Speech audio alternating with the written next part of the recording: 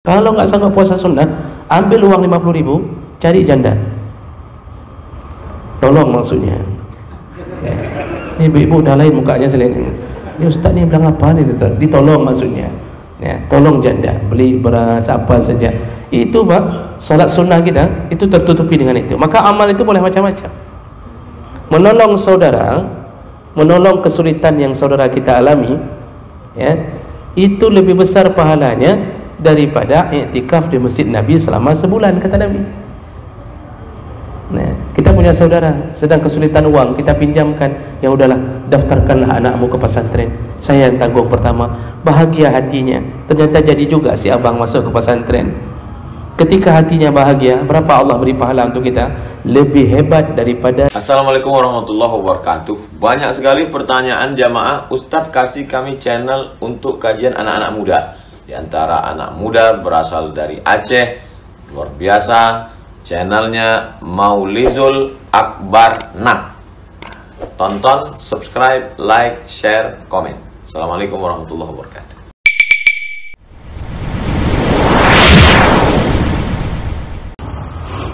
Assalamualaikum warahmatullahi wabarakatuh. Alhamdulillahirabbil alamin. Hamdan katsiran thayyiban mubarakan fihi. Asyhadu an la ilaha illallah wahdahu la syarika lah. Wa asyhadu anna Muhammadan 'abduhu wa rasuluhul karim. Allahumma shalli wa sallim ala nabiyyina wa sayyidina Mustafa Muhammadin wa ala alihi wa ashabihi ajma'in. Amma ba'd. Rabbi shrah li sadri wa yassir li amri wahlul 'uqdatam min lisani yafqahu qawli.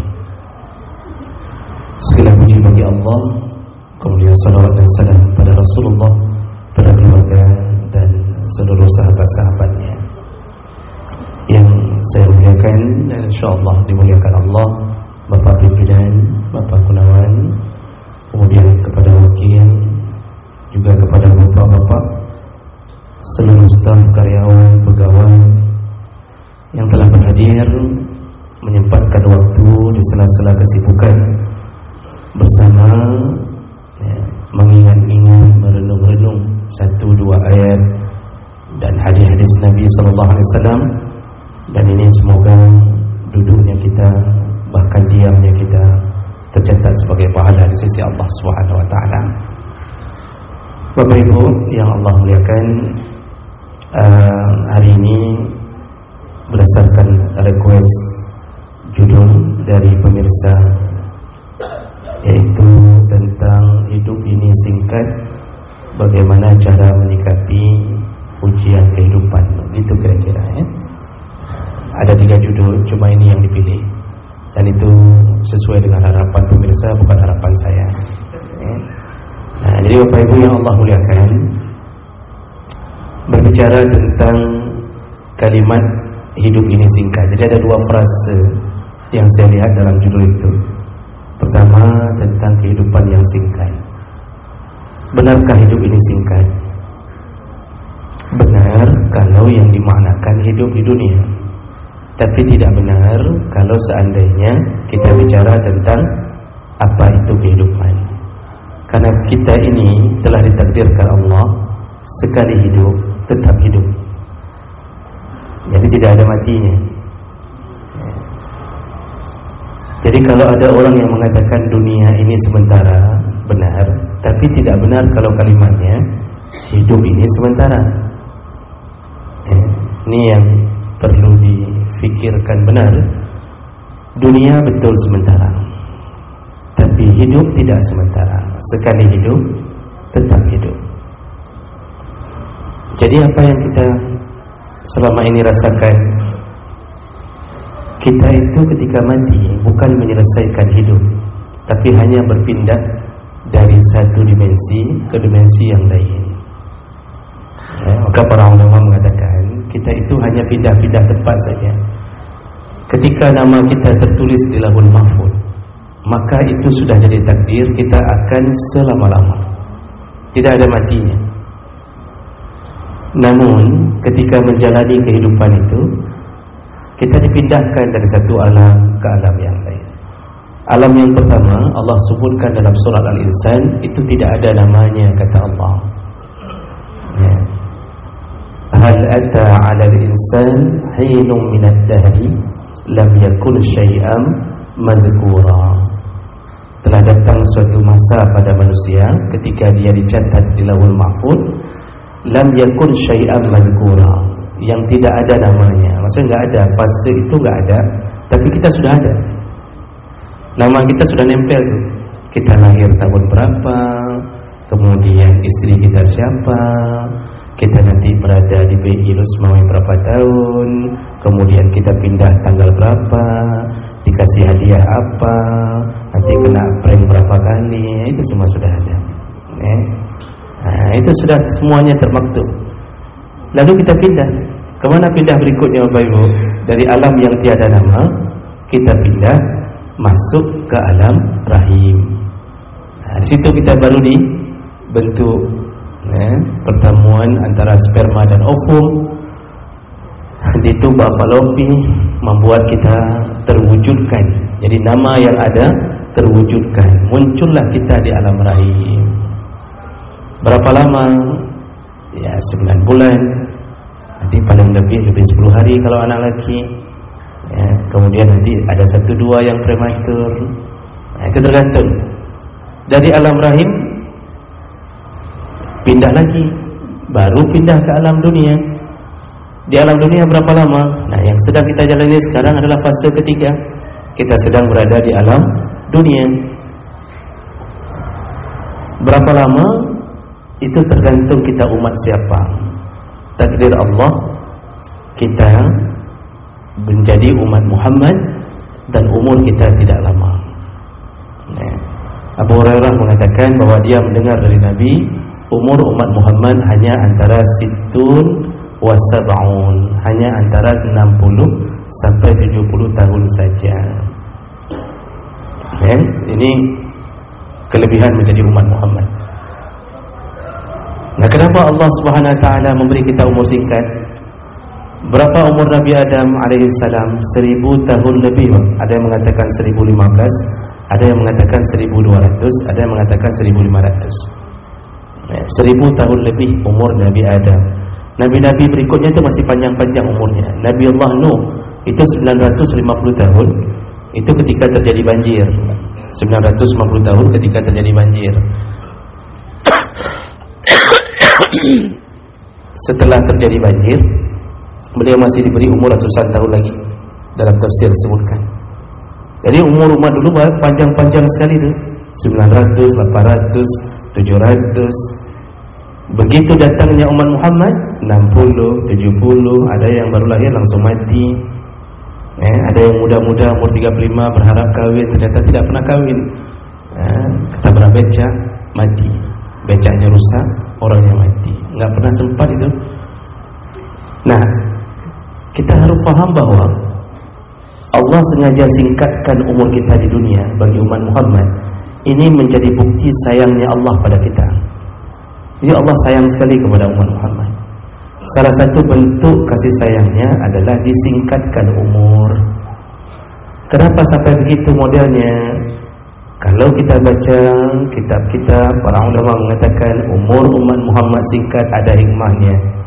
Yang pertama, umat Muhammad diberikan umur pendek agar tidak banyak ujian hidup yang dia terima. Jadi kalau seandainya sakit, ya janganlah sakit sampai 900 tahun. Kalau stroke, janganlah sampai 1050 tahun. Bisa bapak ibu bayangkan, kalau kita stroke, nggak mati-mati, sudah 1000 tahun. Istri-istri sudah meninggalkan kita semua. Baru 100 tahun sudah tinggalin istri. Siapa yang mau rawat orang sampai 1000 tahun stroke? Bisa bapak ibu bayangkan, kalau kita seandainya umur terlalu panjang, banyak sekali ujian hidup yang harus kita jalani. Yang ahli maksiat pun sampai bosan main game judi online. 1000 tahun ketemu sama skater 1000 tahun.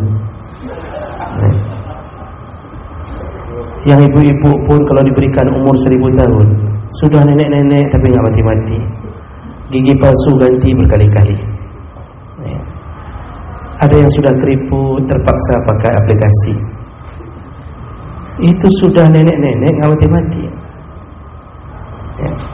Jadi kita ini dimudahkan Allah. Jangan terlalu panjang.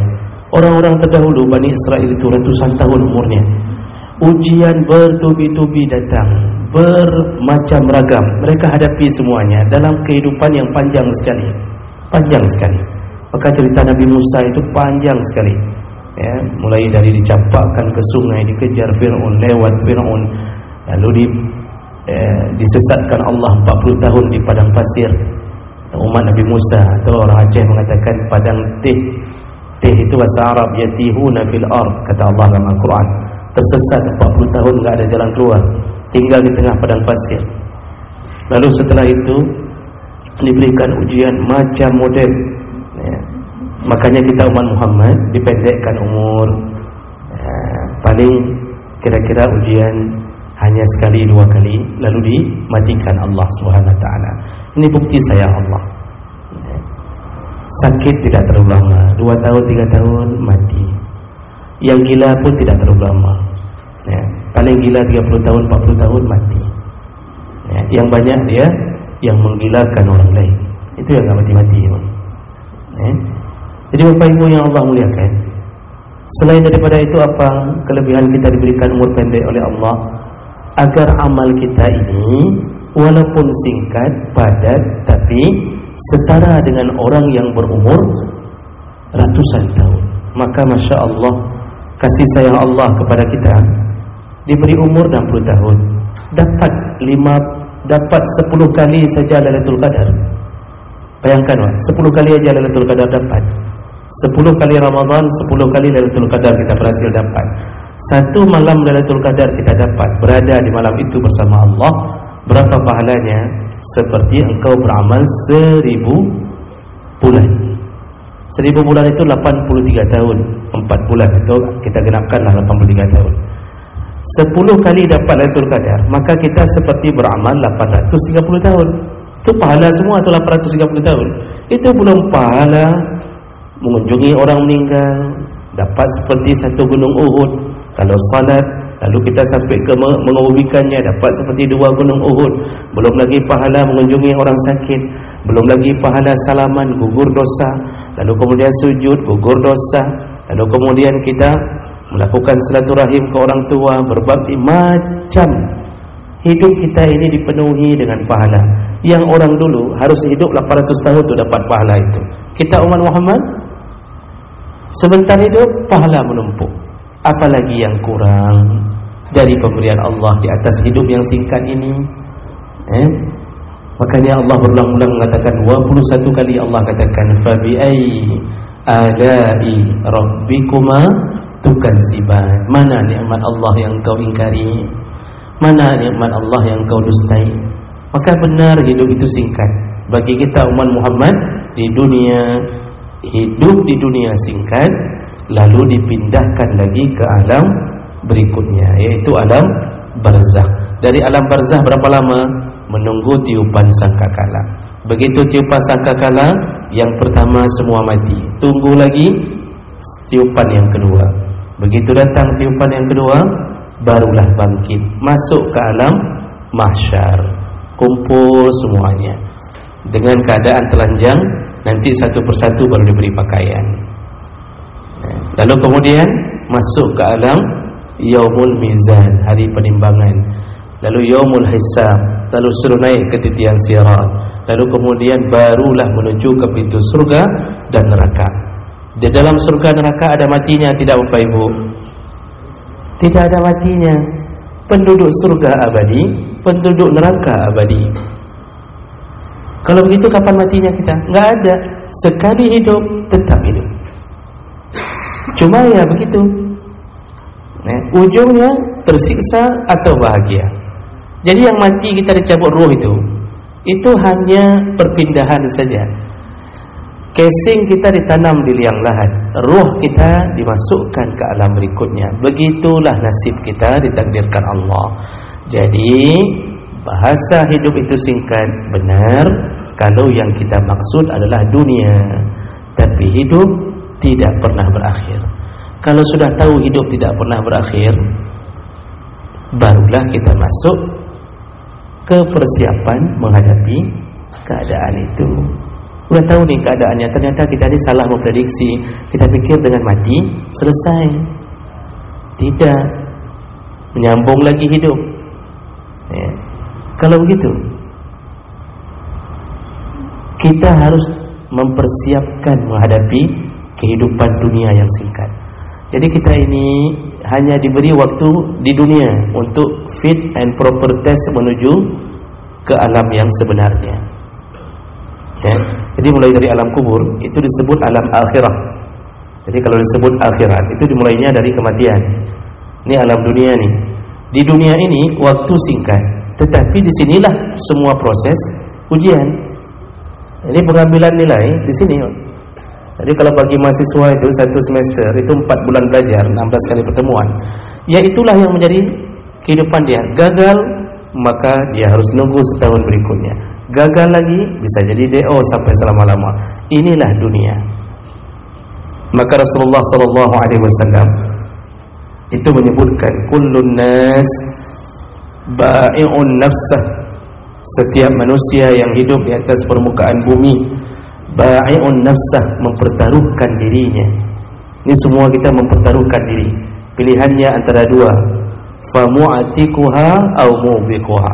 Apakah engkau akan mempersiapkan dirimu untuk masuk ke surga atau engkau akan dimasukkan ke neraka. Jadi hanya berjuang untuk dua perkara, berjuang masuk surga atau berjuang bahkan dimasukkan ke dalam neraka. Maka itulah yang kita targetkan di atas dunia. Maka tadi frasa kedua dari judul yang diberikan itu mengatakan, kalau begitu apa persiapan kita untuk hidup yang singkat ini dan agar bahagia selama-lama.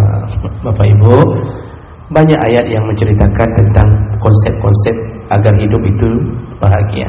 Namun hari ini kita akan mengambil salah satu ayat yang sering kita dengarkan sebagai jawaban apa yang sebaiknya kita persiapkan menghadapi kehidupan dunia agar kita lepas menuju ke surga.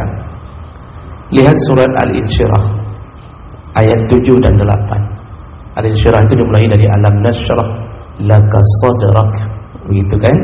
Nah, di ayat ketujuhnya Allah memberitahu kita, mau hidup di dunia aman sampai ke surga, amalan nomor 1 adalah faiza faragta fansab. Sederhana, sering kita dengar dari imam-imam.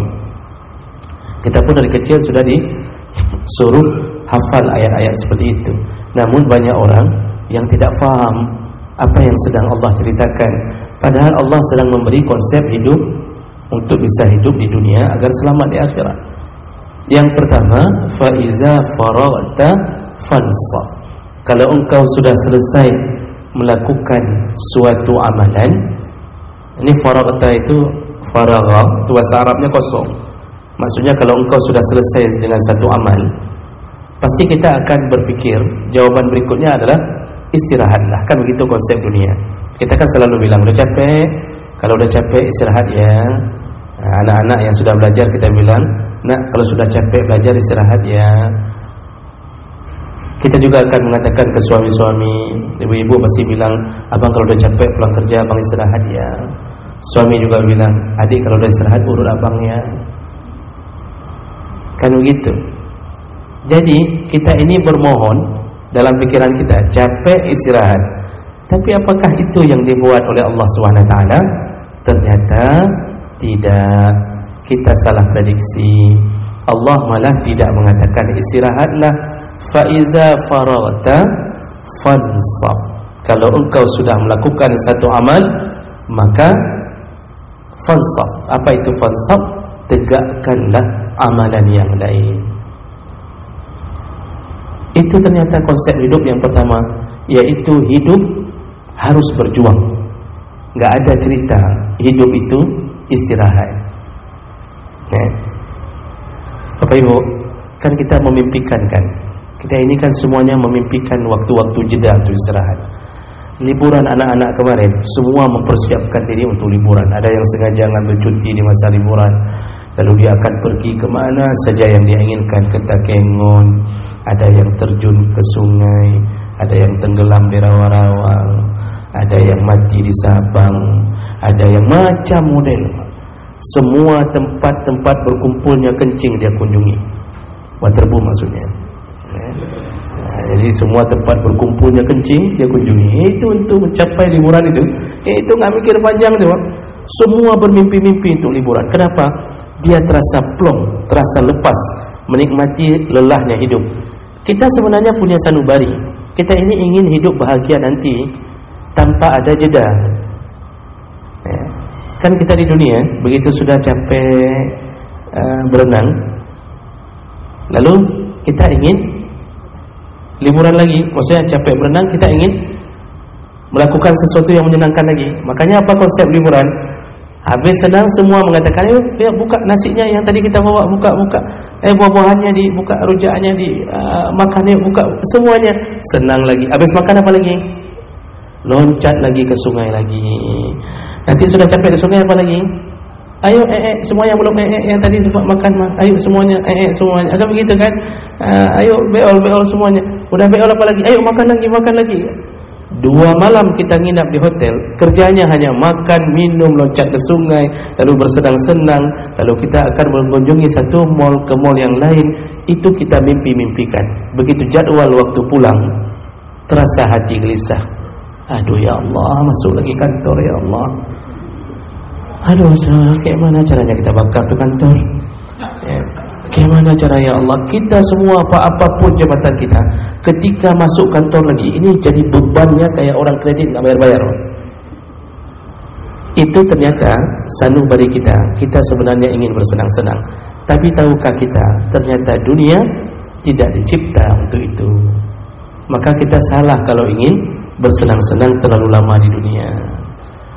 Allah katakan, kalau engkau sudah melakukan satu amal, apapun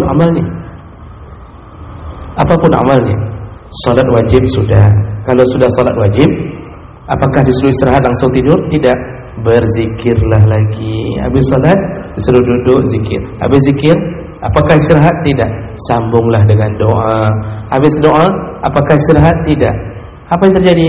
Yang laki-laki disuruh pakai baju, kemudian disuruh kembalilah ke kantor, carilah nafkah lagi. Pulang kantor, apakah istirahat? Tidak. Giliran istri kerja.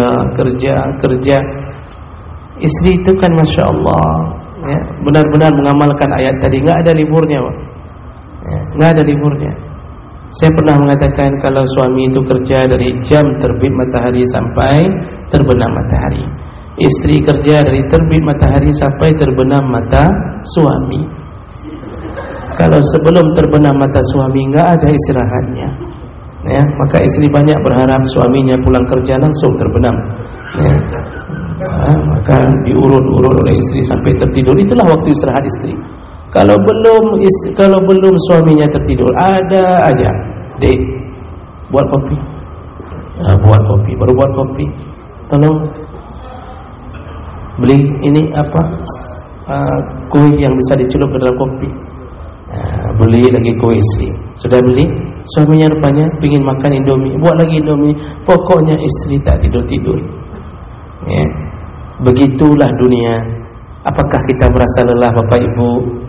Ingat, Allah tidak ciptakan dunia untuk istirahat. Maka enggak ada kalimat istirahatlah. Apa kata Allah? Habis satu amal, fansab, tegakkan amal lain. Cuma ganti-ganti amalnya. Kan kita enggak mungkin salat terus-terusan, maka ganti amal. Maka mencari nafkah bagi seorang suami itu amal ya, itu amal. Setiap satu suapan bapak bawa pulang ke rumah dimakan oleh istri, satu suapan itu dihitung pahala ya, dihitung pahala. Maka istri yang salihah itu biasanya banyak makanan untuk memberi pahala kepada suaminya. Maka ciri-cirinya agak gemuk-gemuk kan, itu istri-istri terbaik ya, istri-istri terbaik. Apa yang kita bawa pulang dia makan, dia bawa pulang dia makan ya. Nah Bapak Ibu yang Allah muliakan, itulah dunia. Jadi jangan mimpi istirahat. Ini habis ini nih, kita udah tadi ini pengajian sebentar nih, sekitar berapa menit. Ini habis ini apa lagi Pak? Tidurkah kita? Enggak. Ternyata kita dipanggil untuk salat asar. Habis salat asar apa lagi?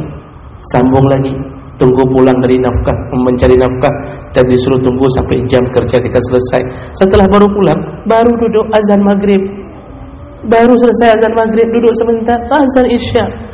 Habis azan isya, duduk sebentar, sudah mulai datang tukang kredit lagi, kemudian bilang ini, bilang itu, enggak habis-habis. Datang telepon dari anak di pesantren, ayah SPP belum bayar 2 bulan. Datang isteri, bang uang belanja kurang. Kemudian isteri mengatakan make up yang sudah abang beli patah, jatuh, tolonglah beli yang lain. Pokoknya enggak habis-habisnya. Itulah dunia. Maka apa yang mau saya katakan di sini? Jangan mikir-mikir untuk istirahat, jangan mimpi-mimpi untuk istirahat. Hanya istirahat sebentar, itu pun hanya sekedar menenangkan hati. Kita ini memang bukan dicipta untuk istirahat. Makanya kalau kita tangkap dalam ayat yang lain, Allah mengatakan apa? Laqad khalaqnal insana fi kabad. Kami ciptakan manusia fi kabad. Kabad itu dalam keadaan susah payah. Dia akan terus kesusahan, terus akan kesusahan. Dulu mimpi-mimpi supaya lulus PNS, bawa ijazah, Pak, bawa daftar sana, daftar sini. Lulus di BI pun itu yang ke-25. Tempat pendaftaran yang ke-25. Lulus tes sana, tes sini, uang minyak habis semuanya. Kemudian alhamdulillah lulus. Setelah lulus, taken kontrak, bersedia ditempatkan dimanapun. Dari situ saja udah pusing kepala kita bersama. Lulus, ternyata ditempatkan di Papua. Dulu kita mimpi-mimpi bisa bersama istri makan bakso tiap malam Sabtu Minggu. Semenjak ditempatkan di Papua, terpaksa cari alternatif. Apa alternatifnya? Ya terpaksalah makan bakso dengan istri yang di Papua, Ya. Terjadilah kesusahan-kesusahan. Pingin pulang, tidak bisa pulang, ongkos pesawat mahal, menghabiskan 2 kali gaji, macam model. Lalu kemudian setelah bertahun-tahun di dalam dunia kerja, kita merasa lelah. Apa yang kita rindukan berikutnya? Kita ingin pensiun cepat. Maka kan kita ini kan Pak, dalam kepala kita kan berharap kapan pensiun. Karena kehidupan paling indah itu kita jalani setelah pensiun. Duduk di ayunan, goyang-goyang kaki, tiba-tiba gaji keluar. Kan paling indah hidup itu. Jadi dulu ingin kerja, setelah kerja ingin pensiun. Habis pensiun dikejar-kejar sama istri. Kata istri, kau duduk-duduk aja di rumah, pergi cari kerja sana. Cuma siram-siram bunga aja tiap hari. Oh, dimarahi istri, Pak, terpaksa cari lagi becak, lalu dayung becak. Dulu mimpi untuk pensiun, setelah pensiun disuruh dayung becak, habis dayung becak minta pensiun dari becak. Lalu kemudian hancur hidup ini terus-terusan. Maka mustahil, jangan mimpi dunia ini menjadi tempat bahagia. Itu konsep pertama. Maka pasanglah dalam hati semangat untuk bekerja. Ketika sudah lelah, itu ada masa kita namanya futur. Futur itu masa lemahnya iman. Di saat lemahnya iman, yang biasa kita salat qabliyah, salat ba'diyah, ketika lemah iman, itu tercampak di dinding masjid, enggak sanggup salat. Apa yang harus kita lakukan? Tetaplah mengingat Allah, walaupun pada saat itu kita enggak sanggup. Satu yang jangan lakukan, jangan jatuh ke dalam maksiat. Duduk saja enggak mau salat sunnah, okey. Enggak sanggup salat sunnah, ganti dengan sedekah. Ganti dengan sedekah. Pahala sedekah kadang-kadang lebih besar daripada pahala salat sunnah. Cuma lihat hadis Nabi. Apa kata Rasulullah? Orang-orang yang berkeliling, as-sa'i 'alal armalah wal yatim, orang yang berkeliling-keliling menolong janda dan anak yatim. Berapa besar pahalanya? Dia dapat pahala seperti puasa sepanjang hari, puasa sunnah sepanjang hari, dan seperti bangun malam qiyamul lail sepanjang malam. Kita puasa sunnah enggak sanggup. Kalau enggak sanggup puasa sunnah, ambil uang 50.000, cari janda. Tolong maksudnya. Ini ibu-ibu dah lain mukanya selain ini. Ini ustaz ni bilang apa ni ustaz? Ditolong maksudnya. Tolong janda, beli beras apa saja. Itu Pak, salat sunnah kita itu tertutupi dengan itu. Maka amal itu boleh macam-macam.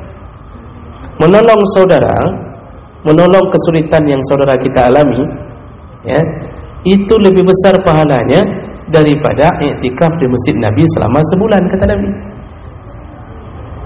Kita punya tanya saudara, sedang kesulitan uang, kita pinjamkan. Ya udahlah, daftarkanlah anakmu ke pesantren. Saya yang tanggung pertama. Bahagia hatinya. Ternyata jadi juga si abang masuk ke pesantren. Ketika hatinya bahagia, berapa Allah beri pahala untuk kita? Lebih hebat daripada yang iktikaf di Masjid Nabi sebulan. Hadis sahih.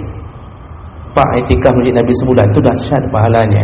Sekali salat Masjid Nabi, berapa kali salat masjid yang lain? 1000.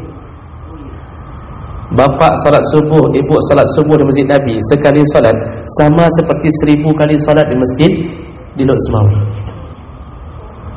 Itu sekali salat. Nanti zuhur lagi, asar lagi. Sekarang iktikaf, bukan hanya salat, iktikaf. Tidur di situ, zikir di situ, enggak keluar-keluar sebulan. Dahsyat pahalanya. Tapi tahukah kita, ternyata lebih besar pahala orang yang meringankan kesulitan hidup saudaranya. Ya, dia ambil uang, dia tanya, udah makan? Ada adik, ada saudara, ada teman, udah makan? Belum. Kita berikan ke dia, ini ada 500.000, makanlah untuk kira-kira 2 minggu. Bahagia hatinya. Lebih hebat itu. Makanya hidup ini penuh dengan perjuangan. Ya, maka berjuanglah Bapak Ibu yang Allah muliakan. Jangan berhenti beramal. Tetaplah semangat menghadapi hidup. Jadi jangan loyo-loyo, jangan leto-letoy, jangan ada rencana bunuh diri. Jangan pulang kerja, tak sanggup lagi kerja, bunuh diri sajalah. Jangan, jangan merasa hidup itu pingin istirahat terlalu cepat. Tidak, bukan waktunya. Kita ini enggak akan berhenti berjuang sampai datangnya sakaratul maut. Itu pun kalau dimaafkan Allah, diberi keampunan oleh Allah, barulah kita ini selamat. Makanya jenazah itu kalau dah capek di dunia, Nabi memberi julukan jenazah itu mustarih, dia istirahat. Jadi jenazah itu istirahat kapan? Kalau dah capek. Yang istri capek melayani suami dan anak, yang suami capek mencari nafkah untuk istri dan anaknya, capek salat tahajud, capek jamaah, capek menenangkan orang yang bertikai, capek menghadapi cacian orang, macam-macam capek Pak. Kapan berhentinya? Istirahat ketika meninggal. Udah, situ istirahat. Nah, itu konsep pertama menghadapi hidup. Yang terakhir, cuma 2 Allah katakan. Nah, terakhir apa sambungannya? Fa iza faraghta fansab. Kalau engkau sudah melakukan satu amal, tegakkanlah amal yang lain. Maksudnya sampai mati tadi. Yang kedua, wa ila rabbika farghab. Ini konsep kedua. Konsep kedua adalah kepada Tuhanmu, wa ila rabbika farghab. Selalulah engkau menggantungkan harapan. Jadi kita antara berjuang dengan berharap itu harus seimbang. Allah Subhanahu wa ta'ala paling suka hambanya kalau selalu dalam keadaan menggantungkan harapannya kepada Allah. Ini kan posisinya Allah itu Maha Kaya. Maha Kaya. Allah paling suka kalau hamba merasa miskin. Jadi jangan dibalik. Kalau kita tidak butuh Allah, Allah benci. Kalau kita tidak butuh Allah, Allah benci. Kita sok kaya, lalu kita enggak butuh Allah. Artinya enggak butuh Allah, kita enggak mau taat lagi. Apa perlunya Allah? Kita enggak salat lagi, kita enggak puasa, kita enggak bayar zakat. Kita enggak butuh Allah. Kita enggak merasa Allah perlu mengatur hidup kita. Suka-suka kita hidup, Allah benci. Tapi ketika kita merasa miskin, Allah suka. Itu di dunia saja. Sifat orang kaya kan begitu Bapak Ibu. Orang kaya itu kalau menghadapi orang-orang bawahannya, enggak penting bawahannya itu mau bekerja banyak, mau apa, tidak penting. Yang penting diakui saja bahwa dia sebagai bosnya, itu sudah cukup. Kamu anak buah saya bukan? Iya Pak. Kamu akui saya sebagai majikanmu? Iya Pak. Nah udah, ini ambil 100.000 pergi jajan sana. Ini orang kaya, ini super ekstra kaya nih. Kalau kayak kita kan kayanya kan baru sedikit-sedikit. Allah Maha Kaya. Allah paling senang kalau hamba selalu menggantungkan harapan. Makanya habis beramal agar hidup ini selamat, tetaplah yakin bahwa Allah lah sebagai tempat kita akan kembali. Maka ini permainannya permainan hati, permainannya permainan iman. Yakin tidak Allah akan menyiapkan surga untuk kita. Kalau bapak ibu beramal di dunia ini, yakin dengan surga yang dipersiapkan Allah, itu insya-Allah selamat, Pak. Selamat ibu. Ya, tapi kalau hati kosong daripada harapan kepada Allah, itu jarang selamat. Karena Allah memang paling suka hamba yang merasa dirinya hamba. Nabi Muhammad itu Nabi dijamin surga, tapi perlakuan Nabi Muhammad kepada dirinya di hadapan Allah seperti budak menghadapi majikan. Makanya Nabi Muhammad itu dipanggil hamba oleh Allah. Subhanallazi asra bi'abdihi, Maha suci Allah yang telah mengisra, mi'rajkan abdihi, hambanya. Dipanggil hamba. Itu udah kasih sayang Allah, udah penuh kalau dipanggil hamba. Jadi Bapak Ibu yang Allah muliakan, sampai Nabi Muhammad tuh kalau makan saja itu nggak mau duduk bersandar. Makan saja Nabi Muhammad nggak duduk bersandar. Kenapa? Dia mengatakan la attaqi, aku tidak akan bersandar. Kalau aku makan attaqi kama yattaqiul abdu, aku akan makan seperti duduknya seorang hamba. Maka Nabi Muhammad nggak pernah sandar. Ini dalam urusan makan, Pak. Kalau dalam pengajian nggak apa-apa, Bapak bersandar aja, nggak ada masalah. Saya bilangnya ini makan. Jadi jangan geser-geser dari dinding, Pak. Tetap saja, nggak masalah. Melayang-layang sedikit antara dengar dengan tidak. Bapak buka mata, alhamdulillah ustaznya masih ada. Buka mata sekali lagi, salat asar sudah selesai. Ya, kantor-kantor sudah tutup. Bapak tinggal di sini-sini. Ya, jadi begitu Nabi Muhammad. Tapi harapannya kepada Allah luar biasa. Sampai Aisyah pernah nanya, ya Rasulullah, tu apa engkau salat sampai bengkak kakimu? Apa jawaban Nabi? Afala akunu abdan syakura, tidak bolehkah aku menjadi hamba bersyukur? Maksudnya Nabi saja yang sudah jamin surga masih terus menggantungkan harapan kepada Allah. Inilah hamba yang selamat. Jadi konsep hidup itu cuma dua, berjuang dan yakin dengan pembalasan Allah. Enggak yakin, enggak dapat Pak surga. Makanya orang-orang yang punya di hatinya masuk surga enggak ya? Kayaknya enggak mungkin lah. Itu keyakinan itu mempengaruhi semangat hidup ini. Ya. Orang apalagi kalau sampai nggak percaya bahwa Allah itu ada, nah, itu sudah parah itu keyakinannya. Ini yang menjadi anjuran Allah dalam menyikapi hidup. Maka oleh karena itu, sebelum kita mati, tanamkanlah semangat hidup. Ya, tanam semangat hidup. Apapun ujian, terima. Senang dan buruk, terima. Jangan suudzon pada Allah. Husnudzonlah selalu sampai mati. Allah itu baik. Allah itu baik. Allah tidak mungkin tidak baik sama kita.